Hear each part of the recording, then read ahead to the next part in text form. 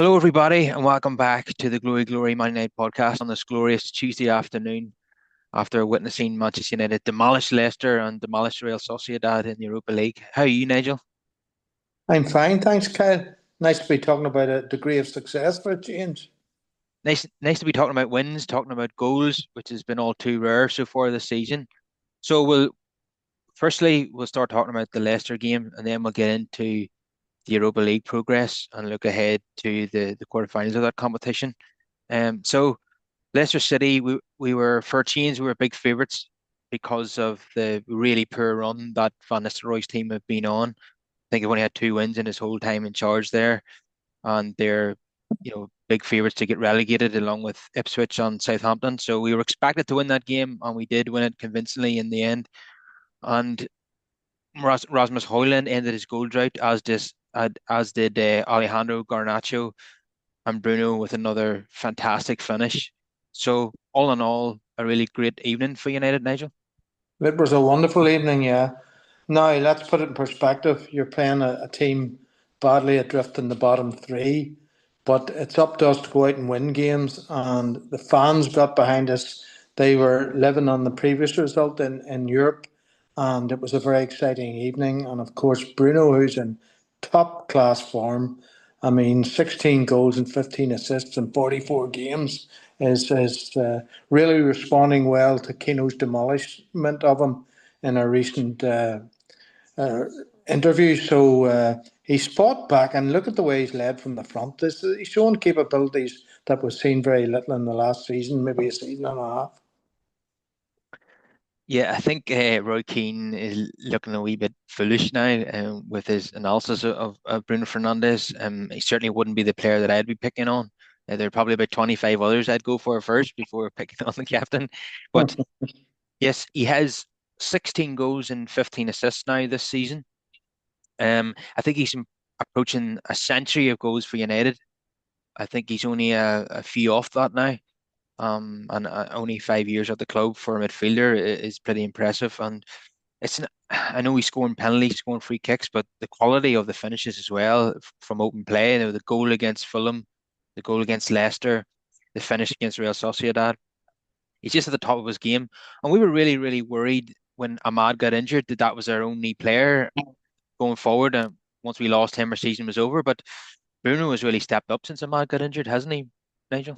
Yes, it's a whole range of ability he has between playing in different roles in midfield where the manager's asking him to do so. And he really is picking up players by the quality of what he's doing. And boy, did we need it.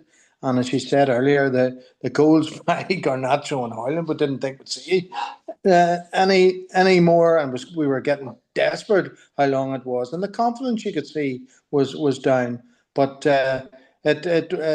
Bruno inspired the play every time. He obviously took it very personally what Keane said about him. But to go back to that point, Kyle, let Keno start and a few others. And I'm quite happy. Let him destroy, and let's hope that it does something for the game. Because most of them are an embarrassment to the club. Shouldn't be there. Been there too long. Well past their best. And now the other thing that's given us some degree of hope is these young players like Heaven and Toby Collier coming through and putting the other seasoned professionals to shame by the quality of what they're producing now. Gives you some degree of hope for the future, doesn't it? Yeah, absolutely. And Dorgu as well, have to mention him. And Delict is in really good form at the moment. So there's a number of positives happening right now at United.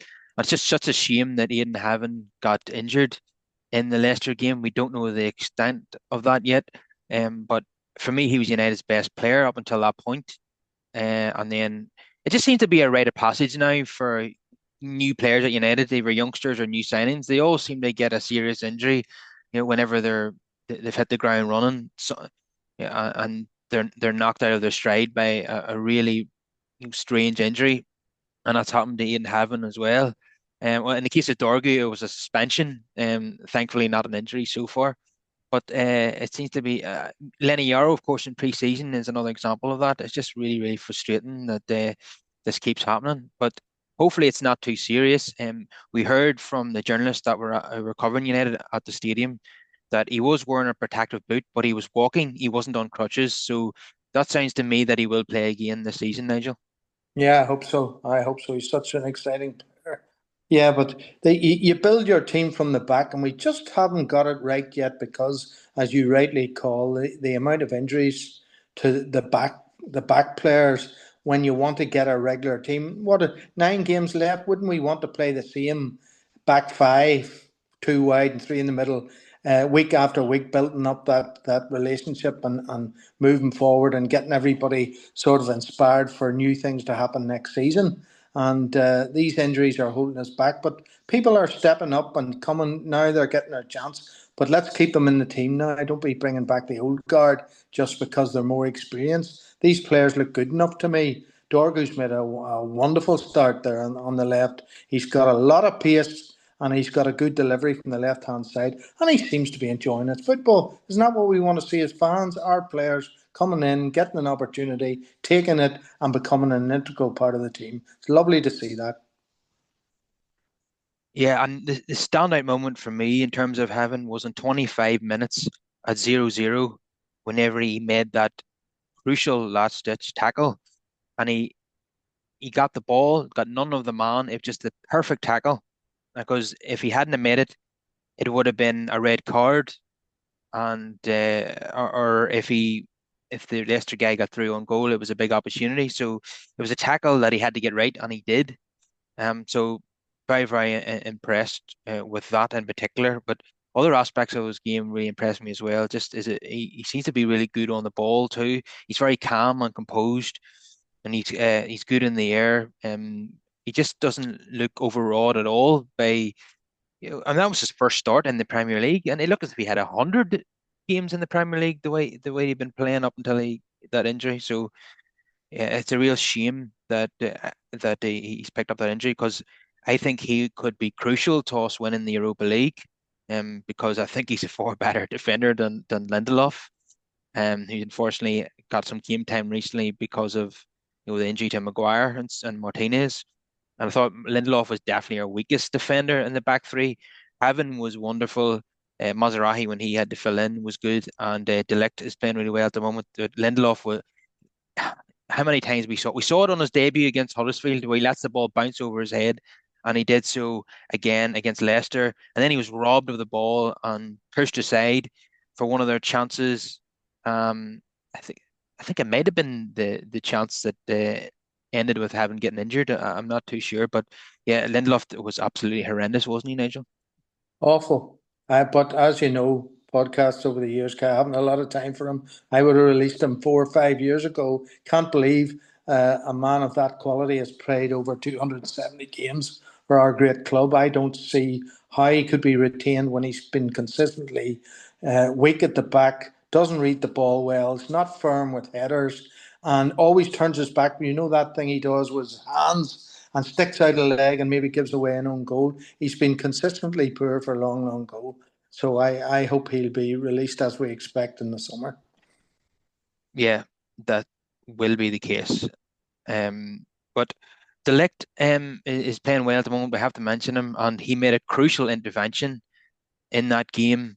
Um, yes, that might have been the incident actually where Lindelof got brushed aside out in the you know in the right hand area, near the technical area, near the halfway line. He was just pushed aside by someone. He was on his back, and Leicester were away, and it was like a 2v2 situation. And De Ligt was smart. He didn't go and try and help out his teammate in a one-on-one situation, because he would have left another blue shirt wide open. And in that, because he didn't do that, he was able to make the block and prevent the ball going into the net. But yeah, he's playing really well at the moment. De Ligt, what I like about him as well, he's very aggressive in his defending. Um, he's not afraid to follow his man all the way up the field. He's not afraid to make a tackle and put his foot in. Um, he's winning his aerial duels. It's a far cry from the De Ligt from 4 or 5 months ago, Nigel. Yeah, to be fair to the guy, the last month he's improved considerably. I was one of his critics because I don't think he reads the game too well and I don't think he's too quick. But he must be training hard and he's certainly pleasing the manager.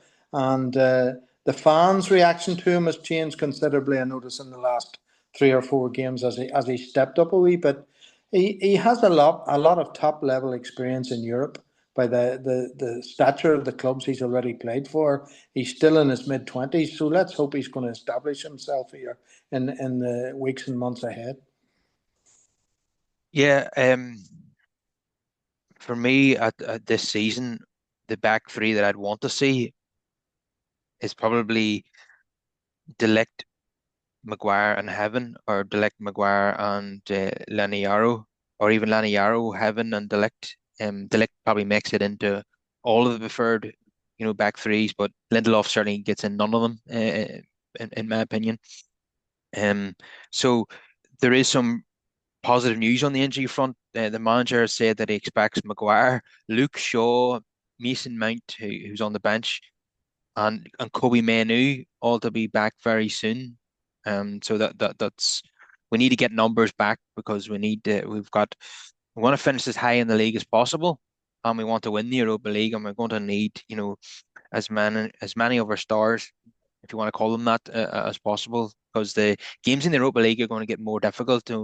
Leon will be harder than Real Sociedad, and then Bilbao, you'd expect to beat Rangers, will be even more difficult than that. We're going to need our very best team to win that, I feel.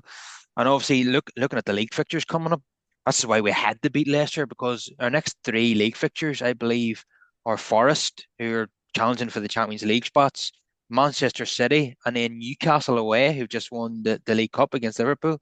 So our next three league games are pretty daunting, to say the least. So you want to have your best players available, don't you, Nigel? Oh, without a doubt, yeah.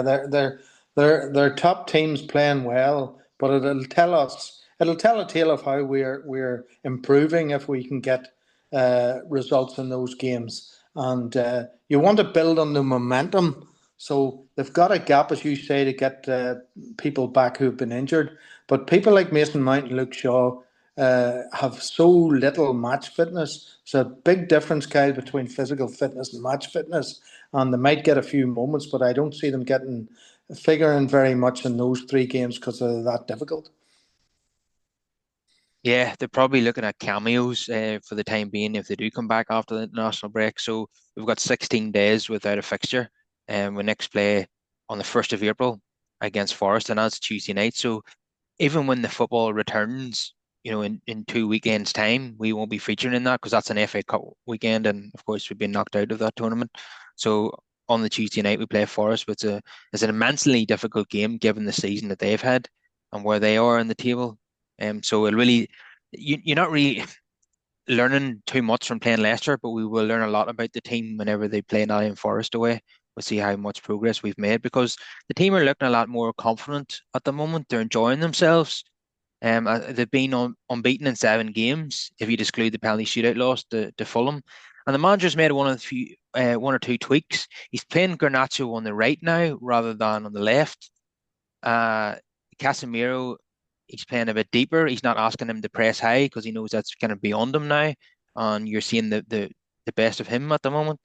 Um, so and the times United are operating with a back four out of possession. It's still that 3-4-3 formation by and large, but they're when they're in defense and when they're in attack, the formation can change and adapt. So he's definitely made alterations to suit some of his players. He's trying to get the best out of them, be it Garnacho, Casemiro, or whoever else. And I'm sure he's been doing work with trying to get Hoyland more service as well. And it was a really well taken goal by Rasmus Hoyland. Yet again, predictably, another assist from Bruno Fernandes. And Hoyland, he had a lot of work to do. He was a long way from goal. He took about 3 or 4 touches, and he kept the ball under control. And then he rifled it into the corner with his right foot. So he got an assist against Real Sociedad as well. I thought he played well in the Sociedad game, without scoring Holland. But it's good to see him get on the score sheet. Now, by no means am I saying that we don't need a striker anymore in the summer, but if Holland can get into a wee burst of form between now and the season, it certainly won't do us any harm, Nigel. Oh, yeah. It was relief all round from his. his comrades on the pitch and the fans for that man to get a goal, because the agony in his face and his confidence was so low that he wasn't getting involved in games. He was hiding in places.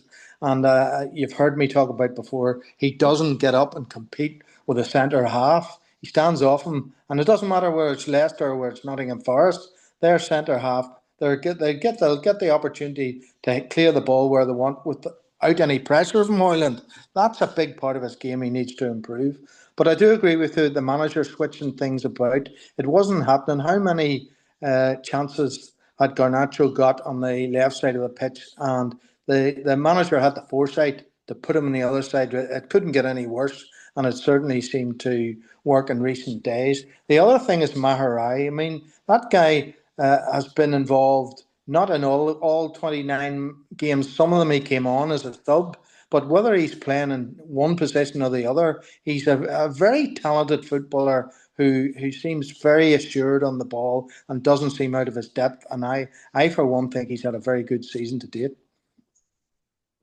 Yeah, and at the moment it's remarkable how he's playing, considering he's fasting for Ramadan, and the manager has basically said that he's running on empty, and he's probably glad now that he's able to get a bit of a rest. If he's not, he's probably been called up for the national team, but it'll only be two games in at the most in 2.5 weeks. Rather, if the season was still continuing at United, they'd probably be playing 4 games in that time. So uh, it's unbelievable how versatile he is. And against Leicester, he's playing as a right wing back, but then whenever Haven came off, he's playing as a left-sided centre back, and this is how adaptable he is, and he can drop in and make it a back four as well. Whenever we're under the cosh, um, yeah, and we even seen him playing as a number 10 against Fenerbahce earlier in the season, and he didn't look out of place. And then a wonderful bit of skill to set up a Hoyland goal against Bodo Glimt, I think it was in the Europa League. You'll remember that. Yeah, and in today's market, 12 million, I think it was, rising to 15, really is absolute buttons for a player of that quality, isn't it?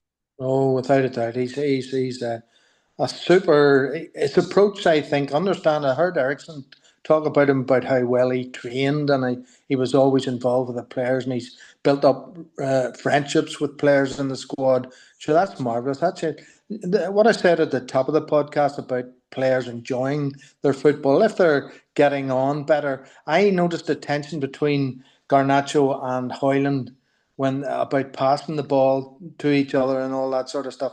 That's very poor, and it has to be ironed out in training by the coaches and the managers in particular. So maybe we'll move on from there, and the last dozen games or so of the season will prove that there is a relationship there, and we'll see some goals. The camaraderie seems to be back. They seem to be enjoying their football again, and that's what winning does. Naturally, people are going to be scowling at each other whenever things are not going well.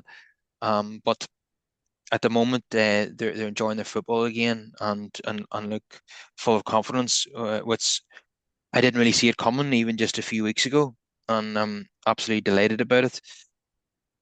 And United could have got more goals in that game. Yeah, Garnacho, of course, had a goal ruled out for a very, very marginal offside, and Yeah. that was so disappointing because we wanted him to end his goal drive. But thankfully, only a few minutes later, he scored, and he looked very, very happy about it. I loved how delighted that Bruno was after. I mean, Bruno's goal is only putting a bit of gloss on the scoreline, but yet he was just absolutely delighted with scoring that goal. He's really enjoying his football at the moment and is probably one of the most informed players in the Premier League, Bruno Fernandes. I don't think I'm exaggerating to say that. And it looks like he's going to win his fourth Sir Matt Busby Player of the Year award at United. He might as well just keep it in his living room because I don't think it's going to be leaving anytime soon. No, and he deserves it too. Absolutely, yeah. But he's prompting players. He's bringing them into the game, and there's a lot of know-how from. He's 30 years old now, and he's a top professional. And the fans are getting really excited about his contribution. So they've no doubt he will be player of the season. The only in danger was Ahmad when he was playing at his peak earlier on the season, and the crowd got excited every time Ahmad got the ball. But he's out of the equation now, so it's a free one for Bruno, and he deserves it. it would be another major boost if Ahmad was back for a potential Europa League semi-final if we make it past Lyon, because there is a possibility that he will play again this season. And if we're in the last four of the Europa League and we have Ahmad available again, that'd be another major boost. There's no, Out of all the players that have been out injured, he's the one that everybody would want to have back, the soonest because of well, he looked like he was on course to win United's Player of the Year award until he picked up that injury in training. So it'd definitely be Bruno now who's taking on the mantle. But to have them both there in May, whenever hopefully we're in a semi final, that would be fantastic because Bilbao. I know I don't want to get ahead of ourselves. Leon will be tricky enough, but Bilbao have Spanish internationals in their team. They're fourth in that league. They're If they get to the final, they'll be playing in their home stadium. It's Everybody would love that, and they'll have extra motivation because of that. Nico Williams is one of their wingers. Remember him at the Euros for Spain? So he'd Mm. be a very, very dangerous player to come up against, and one or two others in their team. So hopefully we're playing against them. But who knows? Maybe the mighty Rangers might put Bilbao out, um, Yeah, because they have a habit of going on runs in the Europa League. Rangers getting to finals of this tournament, and they've been dreadful in Scotland against the lower teams. But when it comes to playing Celtic or playing European teams, they seem to save their best football for those. But even I think that Bilbao might be a step too far for them. But so if we get past Lyon, this Bilbao is the team that I expect to be playing. And we want to be in Bilbao at the end of May for the final because I think that's so massive for us because I heard a financial figure the other day that Man City were the worst performing English team in the Champions League this season. They still got 64 million worth of prize money just by just by being in the Champions League. So that's and we know how much figures matter at United at the moment. Every million seems to count, and especially as far as Jim Radcliffe is concerned. So if we got 64 million in the bank from winning the Europa League, that's absolutely huge when it comes to the transfer budget, Nigel. yeah, fantastic. The thing about Europe this season is we haven't lost a game, Kyle, and that's the ambition with 3 games to go. Well, if more, if you count the 2 legs in the tie, but the motivation must be there. And the United hasn't been out of the papers because of the financial crisis over the last fortnight, and surely the players will be totally motivated for that. But we want to keep going the momentum, as I said earlier, in these league games. As you say, we get a bye ball because we lost to Fulham in the FA Cup. So they let's get people back training hard and people who've been injured back training hard and get competition to get into that team with the potential of getting to a European final. So the players should be up for that, Kyle. You have to be if you're a top level footballer. Well, it seems to be criticism from Roy Keane and Jim Radcliffe seems to be galvanising the squad and motivating them. Let's have Roy Keane and Jim Radcliffe do more interviews slagging off the players because Yeah, it seems to be working at the moment. yeah. Um, Well, you and I have been criticising that, and listen to and I haven't been able to hear us. us. But I have to mention that Harry Hamas made his Manchester United debut on his 18th birthday against Leicester, and he didn't look out of place, did he, Nigel? No, what a lovely left foot. I've watched him in the junior teams over the last few seasons. Then he went in the pre-season tour and played very well, and everybody was amazed that Ten Hag didn't, with the injuries that we had, didn't give him an opportunity. But he finally got it, and he took it, and let him see he be involved with the first team training from now to the end of the season, and let's see what his career how it moves from now. But I wish him all the best. He's a very very good left peg. And Tito Obi got more minutes. Would love to see him get an important goal between now and the end of the season. And Toby Collier came on. He's just building back up his fitness after being out injured, and I think he's going to become important in this running as well. I can see him starting games because one thing that he has that Casemiro certainly doesn't, and maybe Ugarte doesn't either. He's got that youth, he's got that energy, and he can run all day.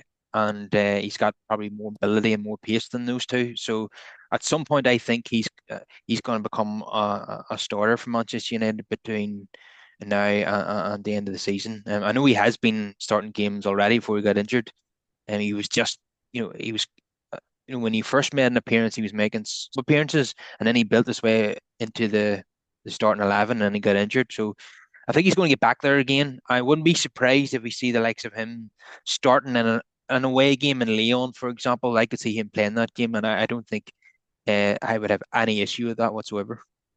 No, I agree. I think he's a very talented player. He integrates well, and he's genuinely liked by the other midfield players, by Casemiro and Ericsson. And they talk about how he commits in training, and that if he comes on for them in a game, they know that somebody is up to the business and will do a job. I want to see more of him too. I think he's great. Yeah, I'm excited by him. He's not just a player that gives his all. He's actually technically very good as well. I think he's very good with the ball at his feet and great in tight areas whenever he's under pressure. He can get out of those situations. And yeah, I'm just very impressed by him. And he might save us a lot of money in the transfer market, but we don't need to go out there and buy another number six because obviously we've got Casemiro towards the end of his career. We've got Ugarte just as a new signing, and then Toby Collier as well. So we've got a lot of numbers in that position at the moment. We probably just need another creative player, because there's a lot of onus on Bruno Fernandes to create chances from Yeah, the so we probably need another player that can help us create chances, especially as Christian Eriksen now will be leaving the club in the summer too. He started the game and he had that wonderful effort, or some people might say it was a cross that hit the post. Other than that, I thought he was very poor. He was giving the ball away a lot, wasn't he? he was surprisingly poor. He took more of the free kicks and the corners than previous games, which gave Bruno another outlet to be in those attacking roles that he's been in the last couple of games. But that would have been an assist for Bruno. That was another clever touch from Bruno for Ericsson to strike that ball, which hit the post. So Bruno really was all over the pitch. But you're quite right.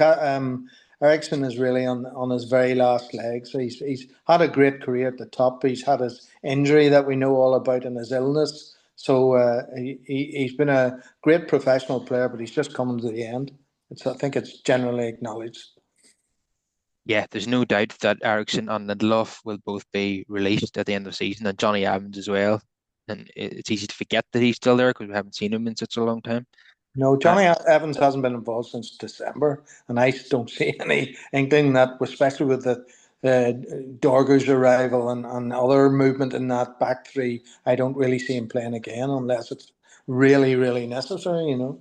yeah, now that Heaven has become part of the first team, I don't see where Evans is going to fit in them. Clearly, the decision to sign Evans and then keep him another year was a Ten Hag one, and Mm. I think Amorim started him in the early days in charge back in November, and he hasn't really selected him much since. So I don't know why I don't even know if he's injured or not. Nobody's even asking the manager anymore about this, but clearly he's not in the manager's plans. So he will be released at the end of the season as well, alongside Ericsson and Lindelof, and I think that's the right call, because we've got young players coming through, as you say, and they don't look out of place. Every single young player, whether it be Dorgu or Heaven or Lenny Yaro or Cheeto Obi, Collier. Toby Collier, Harry Amos, all these players look like they deserve to be there at United. They're not making appearances, because they're being gifted them. They're there on merit, aren't they? Yeah, and they want to make a career at the club. They've come right through from youth level, and you get involved. You get interaction with the fans who come to reserve games and under 21 games, and people can see. I mean, I've enjoyed watching the youngsters over the last two seasons, possibly more than watching the first team, because of the joy you can see in the commitment, and they've had a fair degree of success. So let's see that develop. But the other thing we haven't talked about yet, Kyle, is the goalkeeping. All these injuries to goalkeepers and the possibility at the weekend of a late scare and Anana not been there and Dermot Mee been brought in at the last moment. The goalkeeping position has to be really carefully looked at. let's get this season over. But something has to be done to get that right.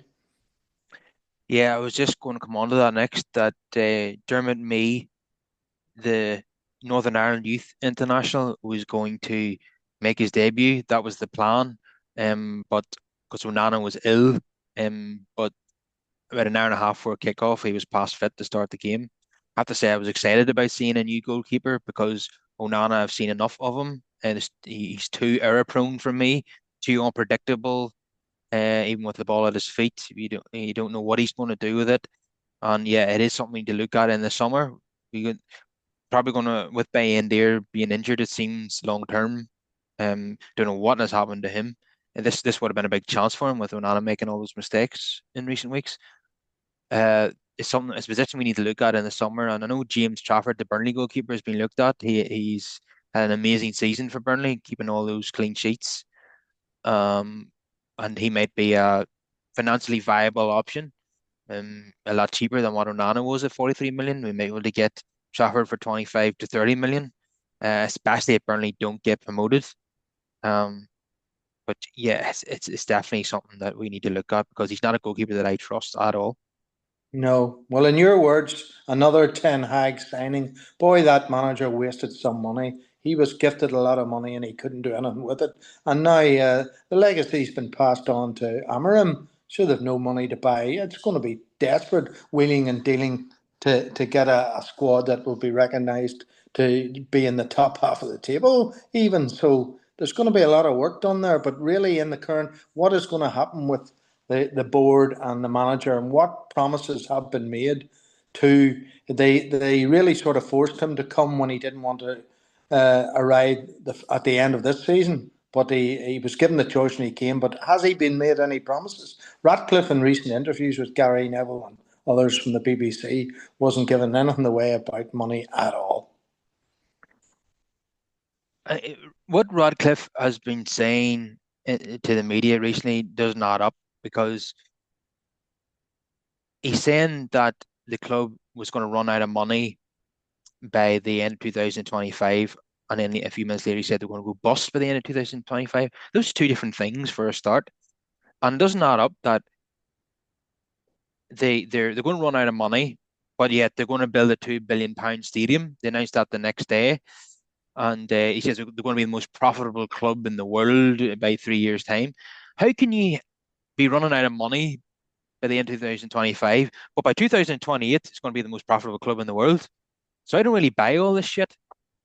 So they've the workforce was 1,100 and they're reducing it down to 700. And the season ticket prices have gone up by 5%. And it could have been 20% if it wasn't for the fan protests and engagement on that. Uh, and they've made concessions. I think that they're going to freeze the season ticket prices for children, though. That's not going to change. So they've had to climb down a wee bit there on that. But I feel that United are bleeding poverty in order to justify the redundancies on the ticket price raises. I don't think they're as broke as what Radcliffe is making out. No, I would agree. I frankly I don't trust the guy. He's, as you've already mentioned, the inconsistency in his arguments, and when he's put under pressure, he can come out with one story one day and a different story the next day. And this you're talking about a man with a fortune, £23 billion, and he made this marvelous gesture of 300 million, and he keeps talking about it. If he really wants to get the club at the top level quicker than we're all expecting it, he could dip his hand in his pocket again, from what I can see. I mean, how is he going to possibly, at the age of 71, spend £23 billion? You know, there is a limit to what anybody can do with unlimited funds, and he hasn't taken enough out of his pocket for United, in what I'm reading through the lines. There's a possibility that if we give him the benefit of the doubt, which I don't like doing, is that because he only owns less than 30% of United, he doesn't want to pump uh, billions into the club because then he'd just be helping making the club more valuable for the Glazers, who are the majority owners. Possibly whenever he owns 51%, he might be more willing to put his more money in, but I wouldn't hold my breath on that. There's an easy way for him to put money in. All you have to do is make Ineos a sponsor of United. And already that would create another revenue stream, but he hasn't done that. Um, I can imagine even with the new stadium, they'll be looking for a sponsor for that too. But and apparently Amazon are interested. So Mm, it might not even be called Old Trafford. It could be called the Amazon Arena or something ridiculous like that, which is kind of the mm. norm when they build these stadiums because in order to pay for the stadium, they get a big company to sponsor it for 10 years. So don't be surprised if that happens either. What did you make of the design of the stadium? It's got very mixed reviews. Yeah, it has. Uh, the architects, I mean, you get different opinions about things like that, but you have a look at what's happened at Tottenham and Manchester City and Newcastle are going down that line. So you think that there would be a degree of consistency about the quality of what you want. But I'm not always too sure that it's all motivated by profit. I mean, that decision that we're hearing about in the last 24 hours. To take that portion where fans have been sitting behind the dugout and make that a complimentary area at huge exorbitant prices for the corporate sector to go in there. That's what worries me about more than the actual design of the ground, if you know what I mean. But if you're spending that amount of money, you would think that it would be absolutely top level in every criteria. What do you think? Yeah, it should be. But I would say that it'll cost a lot more than 2 billion in the end. And I mean, no stadium ends up being under budget. So I think that's a very, very ambitious estimate there. It'll end up being more than that. And I don't think I'll have it done within 5 years. I think that's very ambitious as well. I think it'll take longer than that. So the design I'm just not sure about. I think they're trying to make it look like the tent that's around it and the spars that are sticking up are meant to look like the trident on the United badge. Um, Hmm. I'm not sure that it does, but it's probably a good practical idea to have a tent around the outside of the stadium because it rains a lot in Manchester, and obviously they want a lot of the touristy fans to be buying in the mega store, and to keep the rain out is probably a good idea to keep them to hang around and spend their money, be it in the Yeah. hospitality or in the on the mega store. Could you imagine this what size the mega store is going to be whenever the new stadium opens, and to be able to buy everything, your United kettles, United mugs, and United bed quilts, and United footballs, United Yeah. pens, everything. You'll be able to get it there and get your favorite player on the back of your shirt, which will probably be by £100 by that stage for a new shirt. Yeah, so they are saying that they're still going to accommodate the season ticket holders, and the Stratford End is very much still going to be there. But the Mm. idea, I think, behind this project is to get more tourist fans to come to Old Trafford and provide more seats for those fans because those are the fans that spend the money in the mega store and the hospitality areas. Um, the local guys from Stratford or Old Trafford or Salford, they just spend money on a season ticket and that's it. That's as far as Radcliffe's concerned, that's no good. They want people like us or people from China or Australia, they want them to be coming to Old Trafford and spending lots of money on merchandise, and the new stadium will be able to accommodate more of those fans.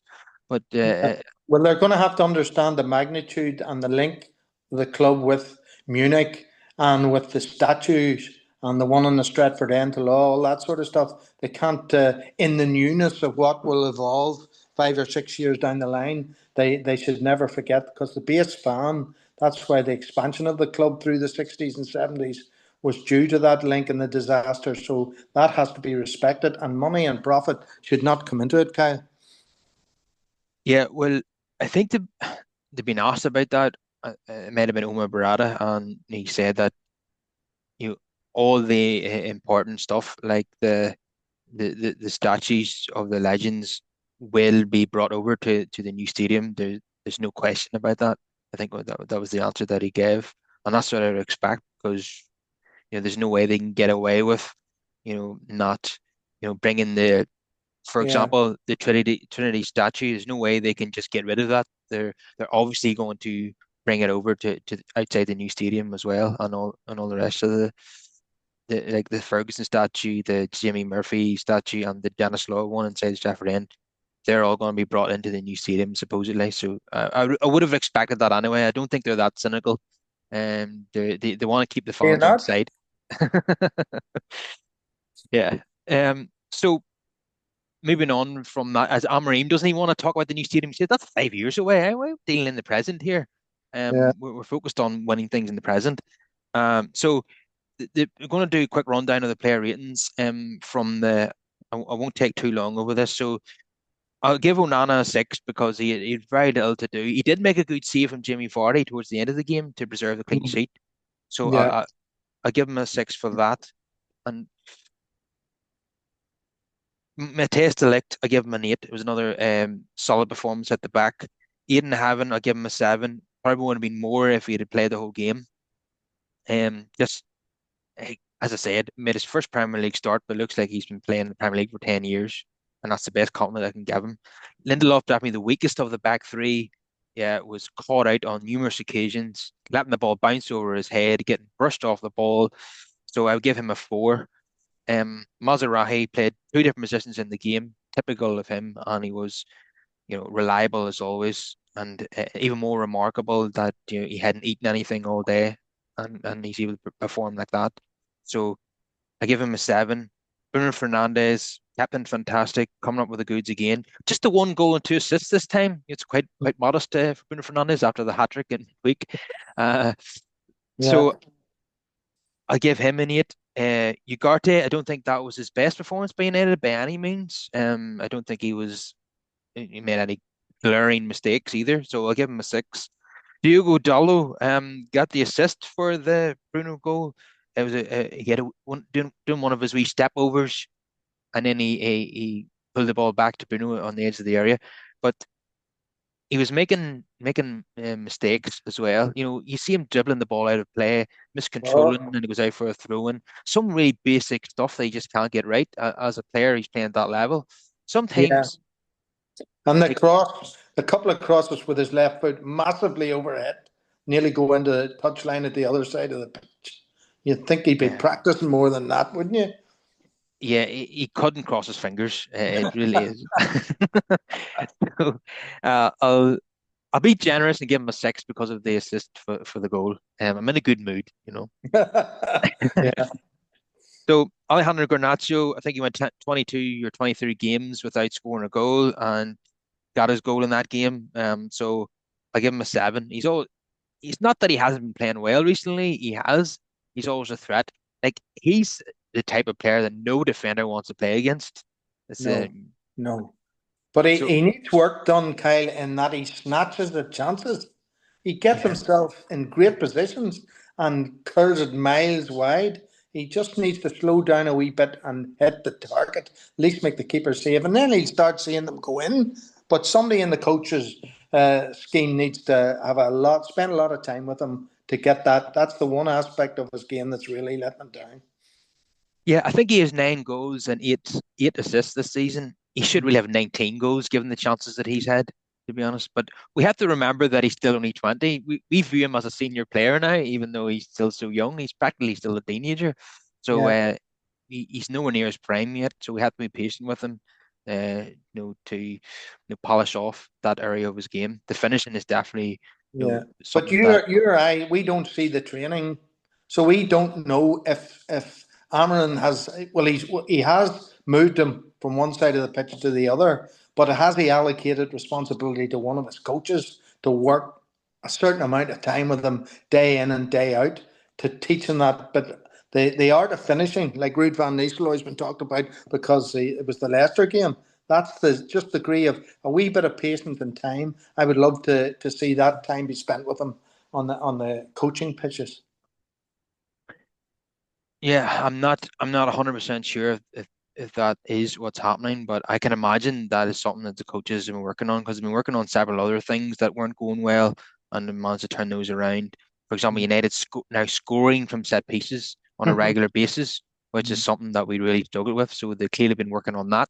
So Yeah, I hope that they've been working with the finishing with Garnacho and Hoyland, and it certainly worked against Leicester, but let's see if it works against better yeah, opponents. yeah, Uh, so Garnacho was seven. Hoyland, they give him a seven as well. I thought he played well without scoring against Sociedad, and then he got his goal against Leicester. But just one aspect of his play that I'm not happy with, and I know you'll agree, is that whenever the goalkeeper plays it long, the centre back is able to just head it back towards United's goal again unchallenged because Holland doesn't jump with the defender. That's very frustrating, isn't it?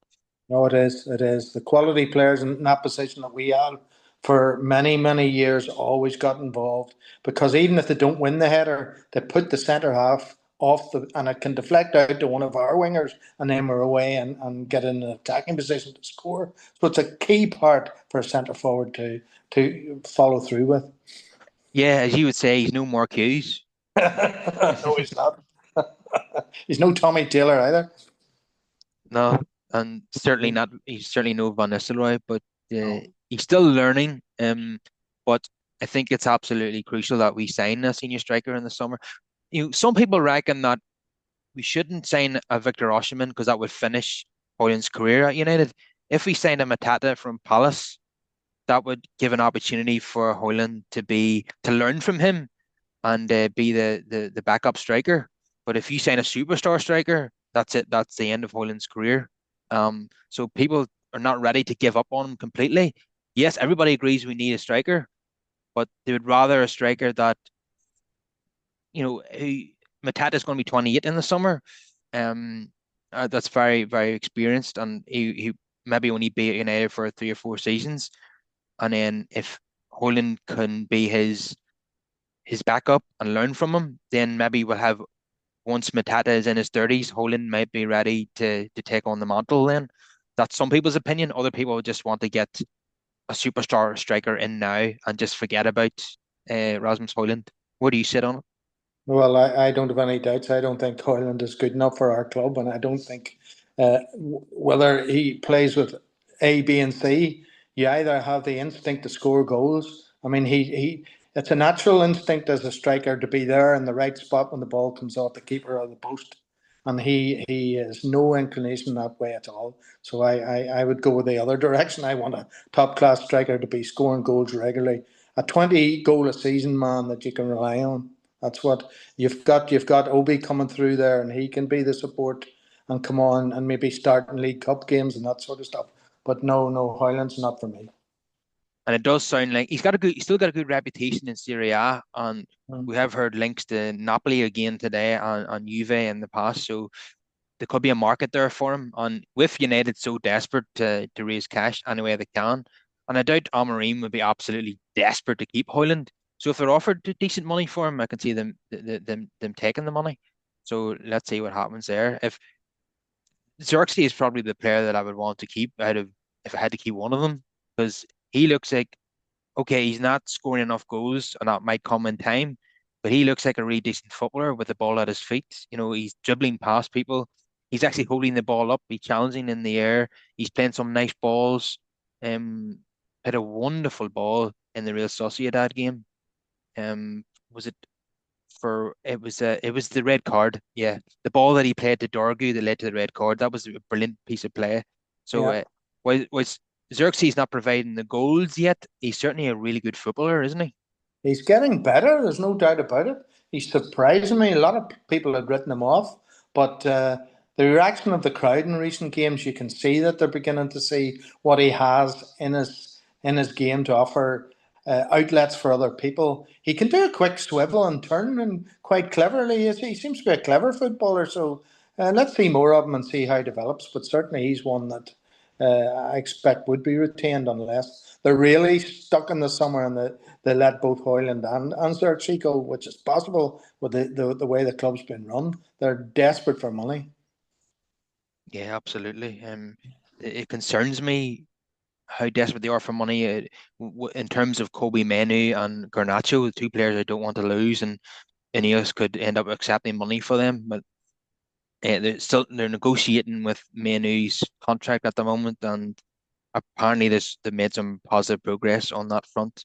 But if he does sign a new contract in April, then that means that they won't sell him in the summer probably. But until that happens, there's that worry that they might take the money for him and Garnacho as well. He was linked with a move all throughout January, and it obviously never materialized because Napoli didn't pay the money that United wanted. But we don't want to be losing young players like that.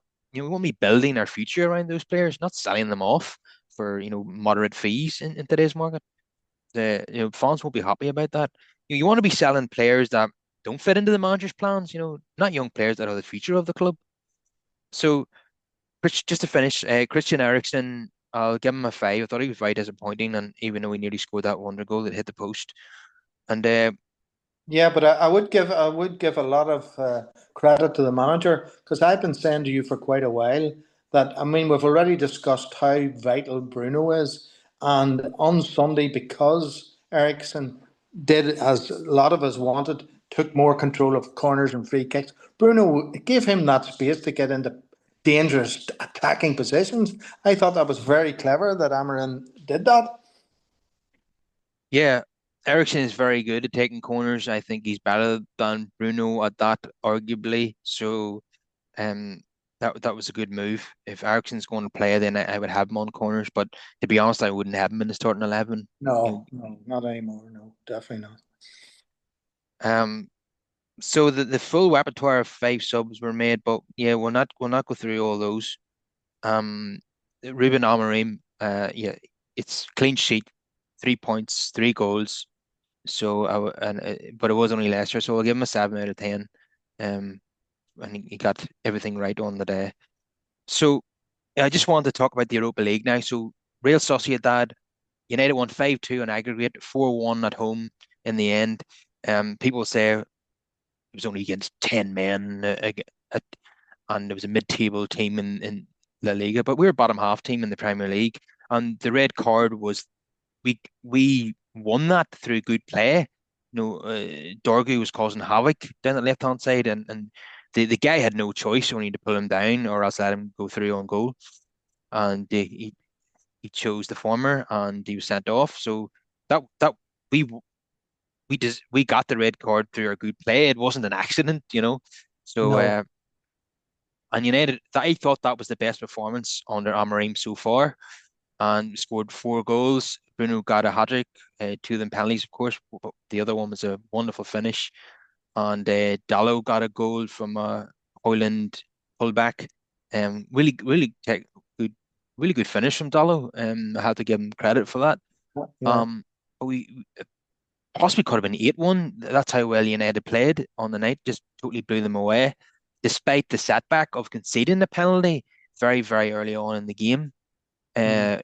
Uh, uh, yeah, it was. But the VAR certainly got like to get involved a lot in that game, given 3 penalties and a red card. But I thought they were all justified. I think there was another. He gave another penalty to United. Bruno nearly had a hat trick of penalties, but it was overturned by the VAR. And obviously, Dorgu admitted himself, great sportsmanship. He told the referee that it was a fair tackle, and we've seen that in the past from was it Palio Di Canio who did that, and Yeah, they did indeed. Yeah, yeah.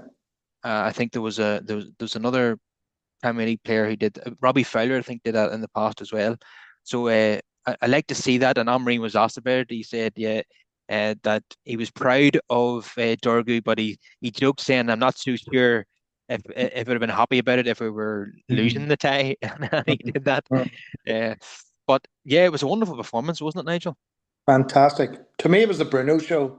I mean, how many times over the years in these podcasts would I give a United player 10 out of 10? But that's 10 out of 10 for Bruno on that night. I thought his all round game, the way he led, he inspired the crowd. The crowd got going. The crowd's been so quiet and so fed up with the poor home record.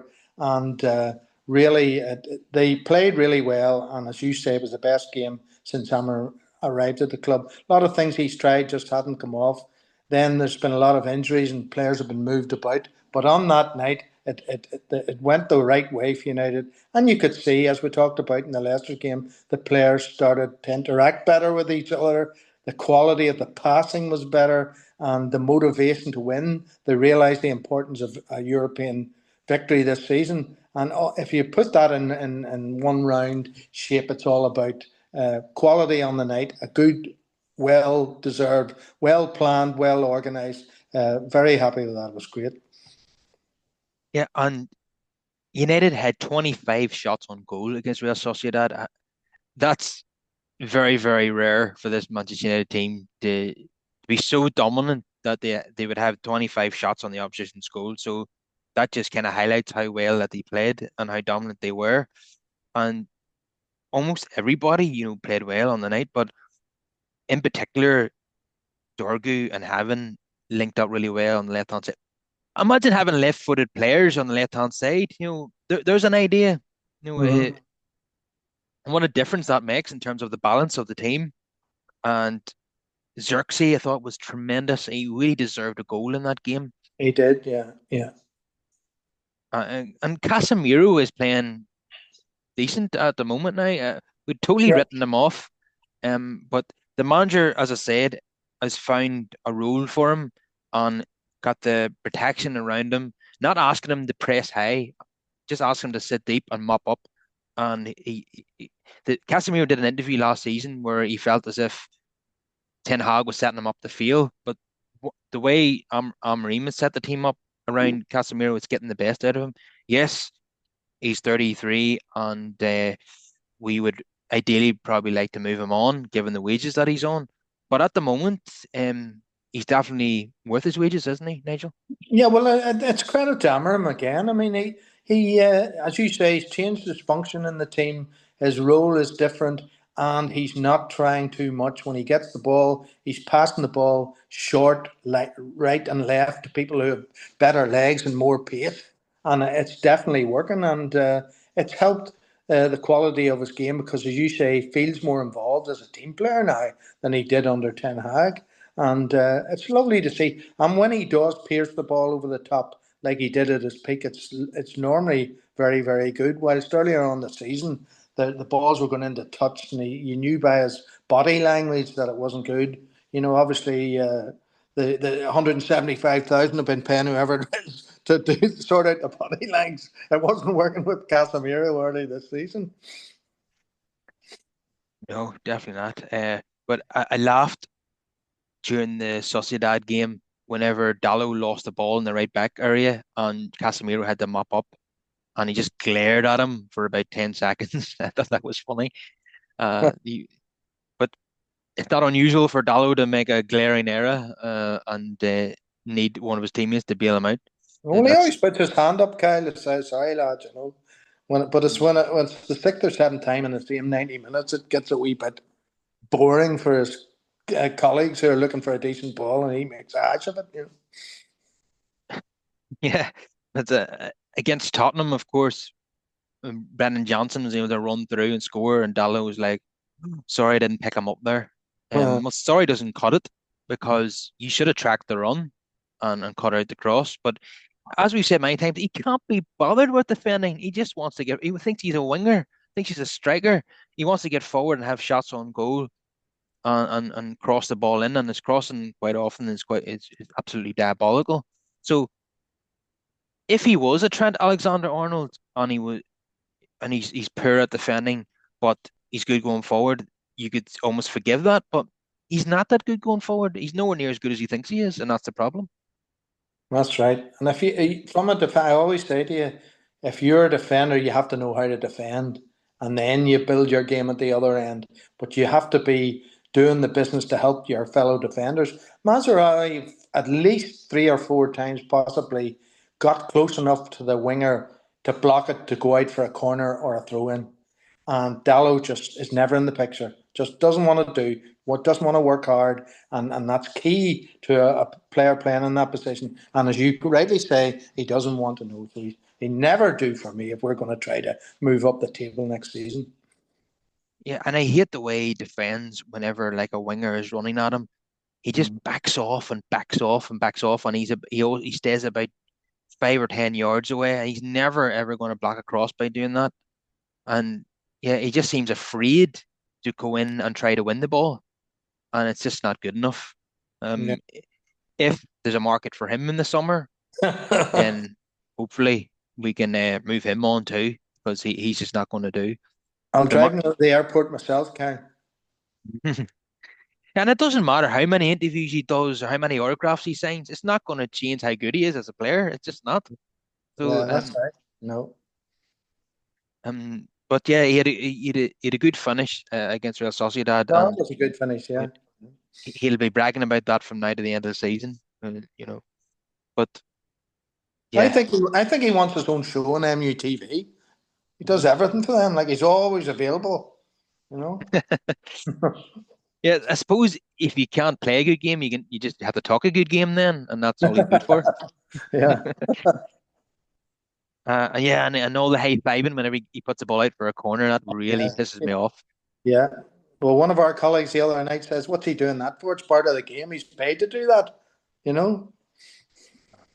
Yeah, he's just there's and this looking at the Sociedad and Leicester game, there's so many players that I feel have a future at United, like Dorgu, Bruno, Garnacho, Xerxes, Eden Haven, Delict. But for me, Dallo, Lindelof, and they need to be moved on. They are just they've been here. They've outstayed their welcome at Manchester United, in my opinion. And the goalkeeper. And Goalkeeper. yeah, yeah. He's only been here a short time, but already we know that he's not good enough. He's just No. another Fabian Barthez, isn't he?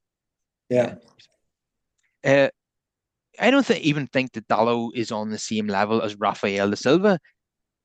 I thought like he had a lot of flaws to his game, but at least he was prepared to get stuck in and tackle people. Oh, he And actually, was. He was brave. Yeah. yeah, and he scored a wonderful goal against Liverpool at Anfield with his left foot. I remember.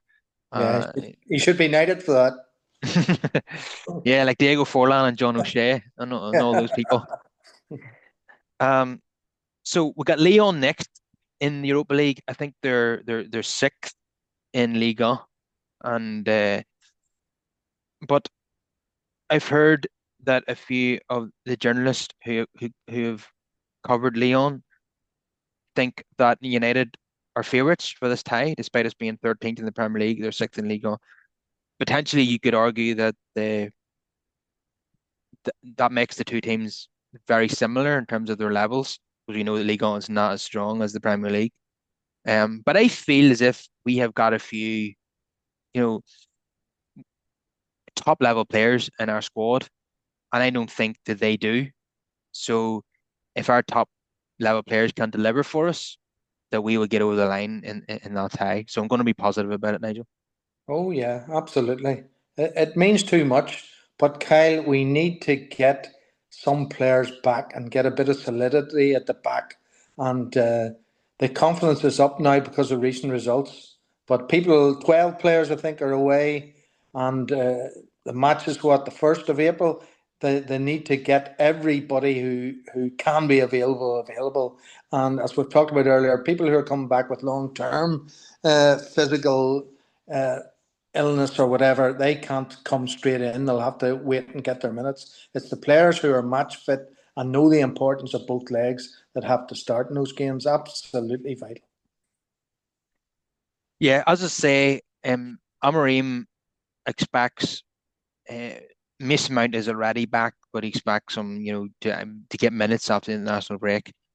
And in addition to that, he expects Maguire, Shaw, and Kobe Manu to Yeah. join the squad in April as well. So those are all welcome additions if they can stay fit.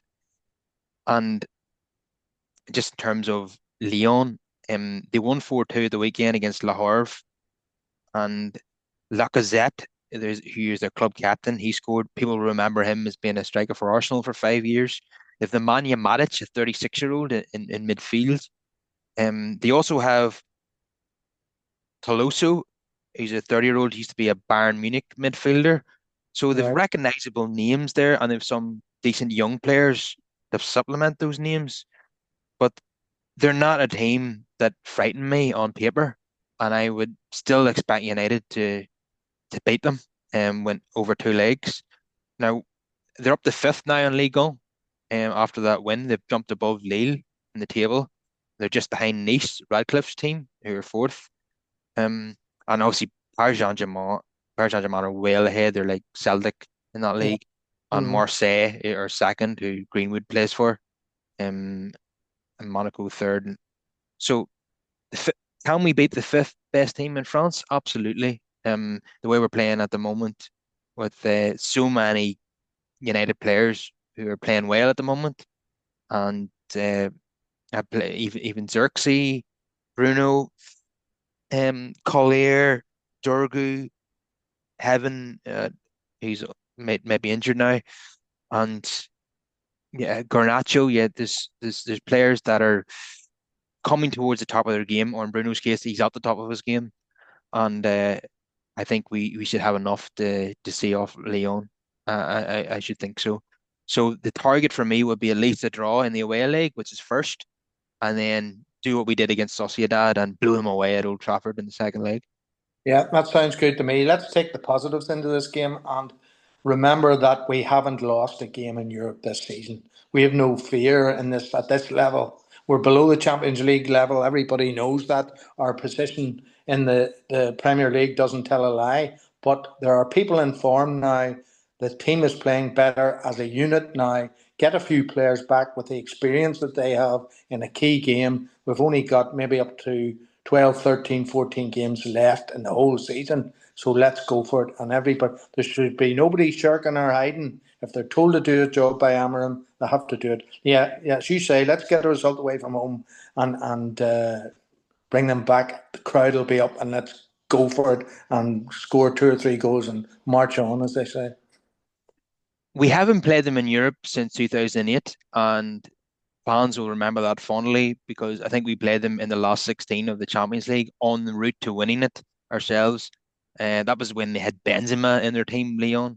I think he scored in the first leg and Tevez equalised. And then I think we won the second leg 1-0 at Old Trafford. So Yeah. um, that's our most recent meeting with them, I think, in European competition, and we got through that. So history is on our side, I suppose, as well. Another thing to mention is that Garnacho has not been selected for Argentina, and Xerxes has not been selected for Holland. So that gives them a chance to get a bit of a rest as well. Given all the games that they played recently, it'd be nice for them to have some time off and then be recharged and ready to go for all these crucial fixtures in April. So, as you mentioned, there are quite a few of the players will be away in international duty and they'll play two games for their countries across those 2 weeks. But those are two players that will have an opportunity now to have a week off and then maybe join training again on Monday. So I doesn't bother me that the players are not selected for their countries. I know it might say that they're not playing well, but in the case of Xerxes and Garnacho, that isn't true. I mean, Argentina selected a player from PSV Eindhoven. How can they do that and not select Garnacho? On current form, that doesn't make sense to me. So I don't know. I don't always trust these national managers. Certainly not Ronald Koeman anyway. I don't. I don't No. like his managerial career has been a mixed bag, to say the least. So I don't really trust anything that he says. Has he left the elect out as well, or has he been selected in this squad? Oh, I think he's back. He's back Yeah. in the squad. Yeah, yeah. But the 16 days between the Leicester fixture and the Tuesday at Nottingham Forest, I understand the manager has agreed to give them more rest days. And that makes sense to me. If you're not physically fit playing in the first team in March and the season ends in May, you'll never be fit. So we can quite afford over that with all the rest of the players being away to give those players time off with their families or whatever and come back whenever he needs them to get into the match mood for Nottingham Forest. That seems like good management to me. Ten Hag was harder like that. He was like a school teacher. He was always creating rules and all this sort of stuff. There was never the camaraderie that seems to be in March 2025 with the current players, and I'm happy with that. But one thing that strikes me, you've heard me recently talk about Ugarte. Ugarte, as I say, didn't get a high rating, but he's been in and out and he's been injured. But I do worry about the level of yellow cards that he gets. And if he starts in either of those two European fixtures and gets an early yellow, the manager needs to think very clearly about that because the rules by these European referees are applied in a different way for all sorts of reasons. And I don't want us being left with 10 men away from home if he gets two yellows.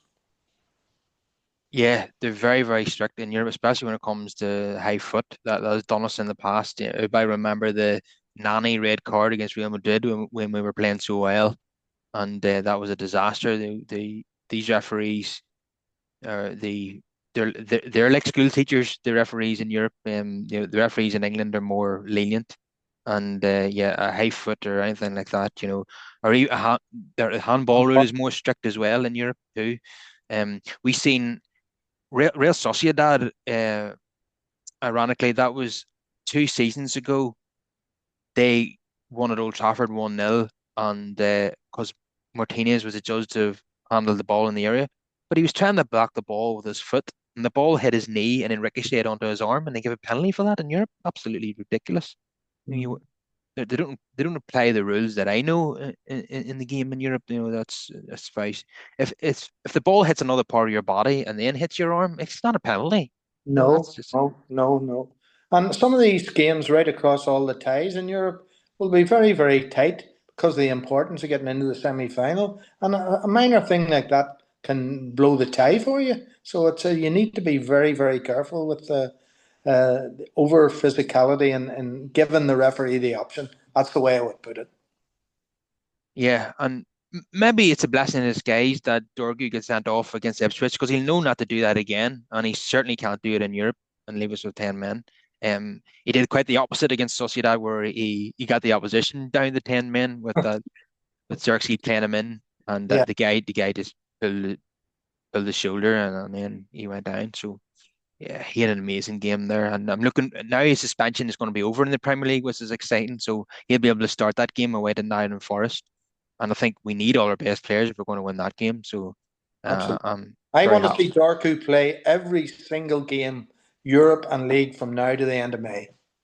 That's how important I think he is. The pace he's brought to the game, and he's very, very good with linking with players and going on. The way Shaw did it in his prime, and the quality of his crosses early on looks very good to me. Kyle, what do you think, Kyle? Yes, you mentioned the pace, but the physicality as well. I think that's one of the reasons why he was signed. He's a big, big unit of a man, and like up the opposite of Lindelof, So he just brushes people aside, and he's got pace and he's got energy, and he still obviously has to improve some of his crossing, I think. Uh, he had a shot on goal with his right foot against Sociedad, I've seen. Hopefully he Yeah, can work on that too, and that goes to his game. But yeah, he wreaked havoc in that game, and they just like Garnacho, he's just a player you don't want to play against if you're a defender. And that's great. The more that we have those, the better. So I'm looking forward to him being able to play some domestic football now as well as European football. yeah. But that business about the cost of him, the player in today's markets, and with the Heaven signing. And we're now with Amarin, there's a bit of common sense being applied now. Look at all the millions we have. I mean, it's a billion, in fact, since Ferguson left, and all the bad signings. The signings now recently look much better, don't they? Give you more heart that somebody knows something about football is signing these guys.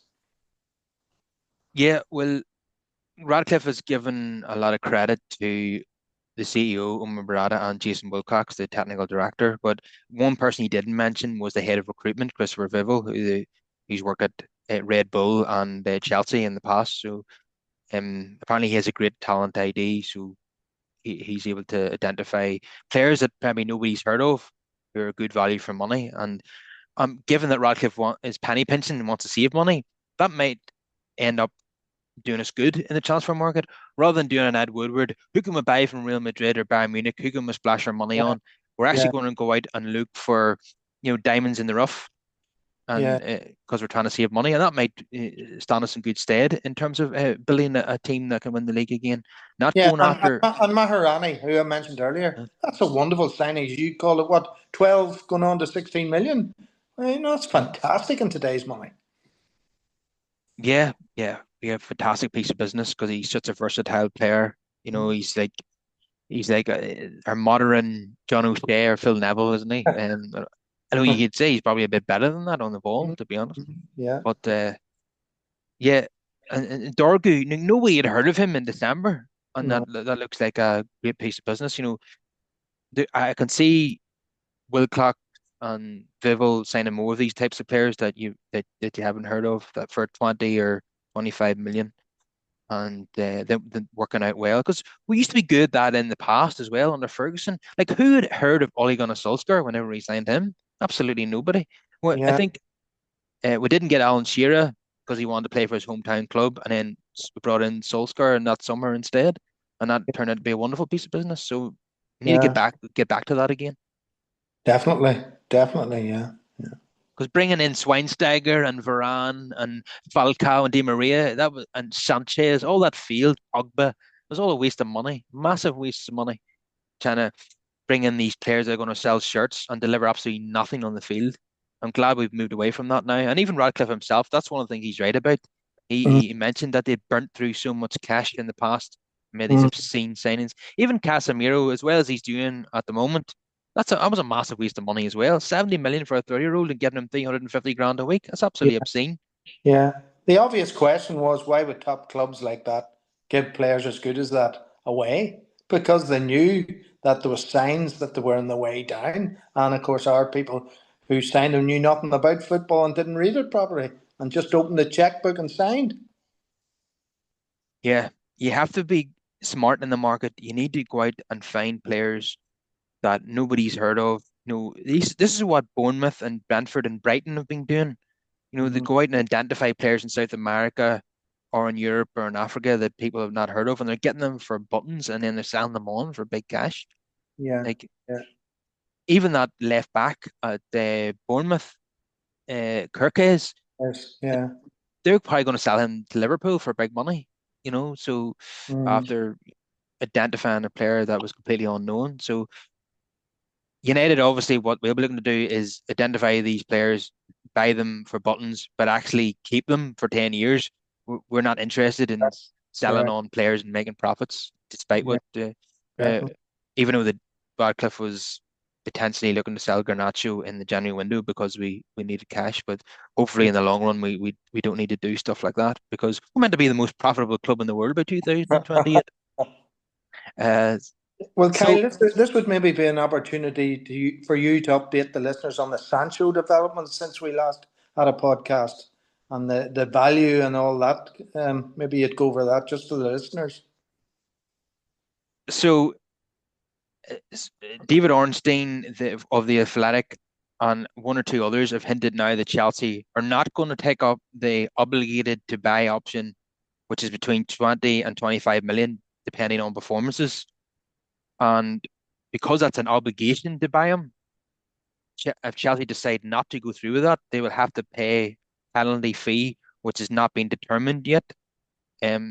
So it's probably going to be less than 20 million, which is the minimum that they're obligated to pay for him if they did buy him. So it's going to be probably somewhere between 15 and 20 million they're going to have to pay for him, and then not take him. What does that say about the impact or lack of impact that he's had at Chelsea? That they would rather they're willing to pay a fee to not take him. You know, Yeah, that's he hasn't had a shot on target in 2025. That's how poor that he's been. So in order just to save a few million, there you know, the difference between taking him and not taking him is only a few million for Chelsea, I think. Yet they'd rather not have him. So that tells you about how poor that he's been at Chelsea. But Fabrizio Romano is absolutely adamant that United do not want him back. So if Chelsea pay the penalty fee and he comes back to Old Trafford, United would immediately look for somebody else to buy him. That's does the penny not going to drop with this guy and realize that he's ruined his own career? Or I think is he I so think this, arrogant? yes, heads up his ass. He just gets the money for nothing. There's no performance related pay, so it doesn't matter whether he trains well or plays well or shoots well. He doesn't care less. He only seems to care about himself. My goodness me, you wouldn't want anybody like that to be anywhere near your club. But that should be a warning sign for the people who are now in control of buying and selling players. That's you need to find out a bit. I mean, when it came out later that Pep didn't like his attitude in training and was happy for him to go abroad and all that sort of stuff. Our people should be researching all this because remember that horrible figure of 108 million that was considered for him in the first time. I mean, that's just writing money off, and the poor old employees are getting sacked now, and he's cashing in with all these millions. So unfair and so unjust. Absolutely no due diligence was done on the personality of this player. That's something that's obvious in today's world that before you spend millions or tens of millions on a footballer, you need to do your homework on what type of guy that he is. And Yeah, United clearly under Woodward were not even interested on what type of guy he was. They just seen him as a commercial asset that we can get in and sell shirts. yeah, that's right. But I think at the moment they're obviously, in addition to try and find to, in trying to find cheaper signings, they're obviously doing their homework on the attitude of these players because take Dorgu and Hebben for example, their attitude has been absolutely perfect, and those are the types of players we want to bring in their football club, and no more Sancho's for me. That I just don't understand the guy. How arrogant can he be? He called Dortmund. He said that Dortmund was scapegoating him at one point. Then he used the same phrase at United when he was frozen out by Ten Hag. He said, "I've made a scapegoat." So I'm pending the interview that he does where he says that Chelsea are scapegoating him because he's just one of those people that never sees himself as the problem, always sees somebody else as the problem, and he's the one that's hard done by. So don't worry, Nigel. He will not be playing in the United first team ever again, regardless of what Chelsea do. So you don't have Well, to worry about there's that. a lot of people out there listening will be reassured by that, Kyle, because it's just something that you have to move on and learn from. But it's been a very expensive mistake. A huge mistake because Radcliffe said himself that United are still paying half his wages, which I wasn't aware of. So Mm. that's pretty galling as well. That still paying for this guy. But worst case scenario, his contract is up in 2026, and we could, if clubs are not willing to buy him in the summer, we can loan him out for one more year and hopefully get his wages covered, and that would be it. We don't have to deal with him anymore. So thankfully, he was signed in 2021, so his contract is coming to an end. So that's at least something to fall back on in case we can't find a buyer. That is, he's only got a year left. So yeah, let's get less Sanchos and get more Dorgus, and then we will be a better club for it, and it'll bring us closer to winning the Premier League. Some people have laughed at that suggestion from Amorim saying that his target is to win the Premier League, given where we are in the league. But that has to be the ambition. I mean, we're the biggest club in England. Our target always has to be to win the league. Yeah, yeah. And let's start entertaining the fans. You've heard me before about that. It's been so dire for years now, and you always talk about the pass backs across the defence. Let when Aberon is given the opportunity with whatever money he gets to buy the players that he wants in cohesion with the recruiting staff. Let's start playing the United way and attacking and scoring goals. We're still, what is it, -3 after Yeah. 29 games? This can't go on. It has to be changed, Kyle. People pay increasing amounts of money now to go to Old Trafford to watch games. They come from all over the world. Let's entertain them and play with a bit of quality. And certainly Bruno's entertaining them at the moment. He's in top form and a joy to watch. Yeah, but if we want to be positive, we have 7 goals in the last 2 matches, and Yeah, very and good. and as you say, we're unbeaten in Europe, and the only team across the Europa League and the Champions League who are unbeaten. So hopefully that's a good omen, and we can go all the way, get to Bilbao and win the final. But first things first is Leon. I think it'll be more difficult than Real Sociedad, but given that our performance is unproven, I think that we can get through that tie. So we shall leave it there. Please, everybody, like the video if you're watching on YouTube, subscribe to the podcast if you're watching on YouTube or you're listening on Apple or Spotify or wherever you get your podcasts. And please share this podcast if you like us far and wide with your United supporting friends and family. Nigel, it's been a pleasure as always. Yeah, I enjoyed it. Thanks a lot, Kyle.